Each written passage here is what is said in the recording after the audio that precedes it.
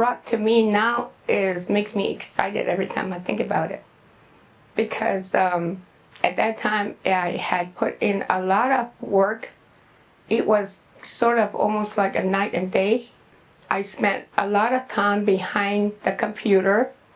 I spent a lot of time driving house to house, chapter houses, chapter meetings. I did a lot of those for about almost 2 years. How that Desert Rock started was I was a chapter official. I was a vice president at the chapter at Sarasti. They asked the chapter to pass a resolution to approve a power plant right across from where I live, right on top of the Chaco Wash. The people there didn't even ask questions. They said, this young man asked us for, he was with some company men. And of course they're Anglos and he was Navajo. And so he says, they said he came in, he's one of our people, asked us to pass a resolution, so let's pass a resolution. And I was sitting up there as a chapter official. And me as a chapter official, I was not supposed to interfere with the public because I'm there as their servant. Whatever they want, I accept them, either I like it or not. Even there's something that I'm not too happy with that they decide to do and write up a resolution on it, I have to sign it because it's their wish. I am their worker. You know, that's how a chapter official is. So is the council delegate. So is the president. Okay, the people have more authorities. And this time I broke the rule and I said, wait a minute. I told the people, the audience, I said, wait a minute, you can't just get up and pass a resolution to accept this power plant. We already have too many power plants. We have San Juan Generating Station, we have Navajo Mine, and then we're going to have the third one. I said, it's going to be all like in the same area. I said, we're already getting too much pollutions, and the pollution is real. I said, when you come up on top of the hill going into Shiprock, I said, all you see is fog, and that's not fog, it's smoke. It's during the night, it settles down. Any pollution, it settles down to the ground. I said, in the morning when you're coming, it's still there. Noon, it's still there. It does not go lift up until late in the afternoon. So there has been a lot of respiratory illness going on. And he said, no, this is going to be different. This is going to be different than the one that you see in Fruitland. This is going to be different than the one that you see at San Juan Generating Station. This is the new state of the art. Everything is going to be clean. You won't even see no smoke. No, nothing. And I said, I don't know. I have never seen a state-of-the-art power plant, so I can't say, okay, and just go along with you. I said, I'm sorry. I am a chapter official. It's really not my place to be to say that, but I am also a registered voter here. So I feel that I got the right to say, wait. You're going to have to wait. And I told the people, I said, my people, can you please wait on this? Because this doesn't sound right to me. I said, now I'm speaking to you not to approve this one right now. Let's just table it. Put it on the table. For the next meeting, we'll discuss more on this one. And we haven't even checked the backgrounds of these people yet, the company. So we did. And right away, I became an enemy to my president that was sitting right next to me, to my secretary that was sitting next to me, my council delegate sitting right the other side. And they said, why did you do that? You have no right to do that. You have no right to table resolutions to approve this new plant called Desert Rock. you're the chapter official. I said, yes, I have my right. I'm not supposed to do it, yeah, but I still got my right because I am a human being and I'm a community person. When I said I'm only a chapter official when I'm sitting down from the time the meeting starts to the meeting end. After that, I said I'm just a regular community person. And I vote, so I have my rights. So I stand my ground. I went and visited some people in San Augustine, and I talked to them one-on-one, house to house. I said, I really think that this new power plant is not good for you and me and our children and the next generation. I said, we have enough problem with coal burning plants. I don't care how great they say the state of the art is. I said, it's still going to pollute. Anything that's got to do with coal pollutes. There is no such thing as clean coal. Even when I get it, and I said, I use coal in the winter time. I said, I throw a big one in there and let it burn all night. I don't open it. But in the morning when I open it, I said, it stunk. I had to open the door, leave my door open while I take the ash out. And I had to wear a mask. I said, that's how dirty it is. I said, and so I don't believe in this one. I don't think it's going to work. And I talked to some people in San Augustine, and then I went across. I said, hey, wait a minute. Why am I sitting here all by myself talking to these people over here when the main impact people are on the other side of the canyon? So I said, and my sister's over there, and my relatives over there. So I went to see Lucy, and I told her about it, and she said, I don't think it's a good idea. She said, we had enough of this other power plant. They keep messing up our roads too, she said. Every time we go to town, the road is so messed up. It's so much washboard. And they grade it again, and it's the same thing. So, and you're right. So I told her, I said, can you please help me, sister? Help me. She said, how can I help? I said, all I want is your voice. I said, you go to the chapter with me because they're going to be the next one. They're going to hit your chapter, Berman. That was her chapter. I said, be the voice there. Say no. Say no. I said, and help me spread the word. I don't know how to do that. She said, I'm kind of embarrassed and shy to do that. And I said, come on. You've been around too long. You're not shy. I said, okay, you go with me. So we went to see Molly, and Molly said, yeah, I'll speak. When that meeting came, we were there. And when they proposed the same thing, and so I got up and I said, before you make decision to pass this, I said, this is what I think, and this is what it's about. So I brought it up to the people. It's best that you just leave it alone. So they just tabled that one again, and that's where it started. That's where it was just me and Lucy that we started it from there.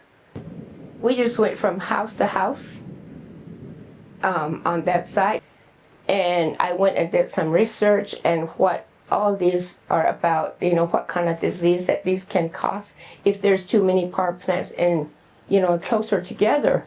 It's not healthy. It is dirty as the air. And so I went from there. I was at the chapter meeting again, and that's what I told them. This is what I researched, and this is what it is. And I print out some stuff, and I give it to the people. I mean, I did everything that I can, to stop this thing. I said, these are the problems with this, and we already got 2. What are we going to do about those 2? Those 2 are already approved. They're already in running operation. I said, this one hasn't even started, so now is the time to kill it. So that's what the people didn't approve it again, and a lot of people were really upset with me. The president and the council delegate, they went to Window Rock and said that I went against my people as a chapter official. that I should be let go. That, you know, and I got a call from there about 2-3 days later. It said, we heard that you went against your people and that you did not approve the resolutions, and there's a company that came in that you didn't let the community people to decide on it. You decided for them. That was not your job. I said no, and I said the same thing. I got my rights. So if you're going to let me go, I said fine, it's okay. That big hunter from Window Rock. That's what I told him. And I told my president and my council delegate, I said, why did you do that to me? I said, why? Because you went against your people. I said, no, I didn't went against my people. This is what, if my people wanted it so bad, I said, I'm just one person. They would have said, oh, be quiet, Sarah, we're going to pass this one. They would have done it. It's obvious that they don't want it. It's obvious they have questions that are unanswered, just like me. I said, so if you really want to fire me, I said, go right ahead. But I still got my rights. This is my chapter.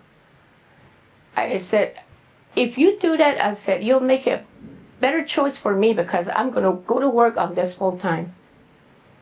So I almost lost 3 jobs because I was against Desert Rock. And so that's when we started working with the NACARE. Anna Fraser and I, you know, went there and just let them know what our process was. It was really more, we worked more in the vein of empowering people and sharing what we've learned and share how to deal with the tribal government, because most of these issues were the tribal government was pushing these proposals. Of course, they had all the money, so and leading the tribe to believe that they were going to make money. Well, it didn't, and we had learned by that time that never happened. You know, ever since the 1920s when the tribal government was formed as a way for the corporations to legalize stealing our resources. So it was like they needed another corporate setup to sign off the leases. And so that's how it was. So we knew that. And there were always people that would stand up, and we realized that most of the time they were all women. It was each project that we ever did was always led by women. And, well, I mean, you know, protecting Mother Earth, you know, that was their life. At Lucy's house, we had a meeting. Lori and Anna said, we need you, since you are in full swing of working on this Desert Rock. What do you want to name your organization? And I'm like, I don't know. I was completely blank. I said, I don't know. And then my sister, Lucy, she said, I don't know. I don't have anything either. And then we tried asking each other, what shall it be? Shall it be this? Shall it be that? None of them fit. And then finally Lucy said, you know what? She said, we keep saying DOODA, DOODA, DOODA, Desert Rock, DOODA. DOODA, dole, DOODA means no. All that word is everywhere, DOODA. Why don't we just call it DOODA? She said it jokingly. She said, you know, it kind of sounds stupid to call organization DOODA, you know. And she said, why can't it be just DOODA? And she laughed, you know, she was just joking. And then Lori says, that's it. Sarah, what do you think? DOODA. Yes, we got it. And so we name our organization DOODA Desert Rock. So I have never heard that name in anywhere under any environmental groups of all walks, like Anglos, natives, none of them had this DOODA. None of them. None of the Navajos have DOODA. And that we were the first people that named ourselves DOODA Desert Rock. So we went with that. And so that's how Lori and Anna, they work on to get us some funds to work with. It was a teamwork from there, you know. We make sure that we take up perfect letters to go to chapter officials, to go to Window Rock, to the president, to go to the representative of New Mexico, the Four Corners specifically. And then we started writing up to, and then it went further. We went further to DC. We wrote letters to Pete Demenches, and we wrote letters to all these senators out there. And then we went and hand-delivered them ourselves. It was a very, very tiring day, but we got the job done, and we came home happy. So those are the work I put in. I mostly use documents to stop DOODA Desert Rock.